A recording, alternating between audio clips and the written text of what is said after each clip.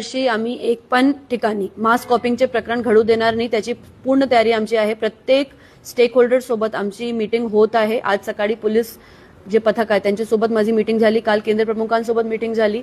मी सगळ्यांना आवाहन करू इच्छिते, जे मुलं आहे, त्यांचे पालक आहे, शिक्षक आहे, की आपल्याला एक नवीन पिढी घडवायची आहे, चांगली पिढी घडवायची आहे, जे स्वतःच्या बलावर उभे राहण्यासाठी तयार आहे। चीट कॉपी केल्यानंतर त्यांना स्वतःवरती कॉन्फिडन्स काही राहत नाही, तर आपल्याला चांगली पिढी घडवायची आहे। म्हणून काही करून त्यांना चीटिंग करू देऊ नका तुम्ही, आणि त्याच्यामध्ये सहकार्य अजिबात करू नका। जर असे प्रकरण आमच्या समोर आले तर आमची तयारी आहे निलंबन करण्याची, वडतर्फ करण्याची सुद्धा। तर मी जे ट्रस्ट आहे, ट्रस्टनं सुद्धा सांगते की असं काही होऊ देऊ नका तुमच्याकडे।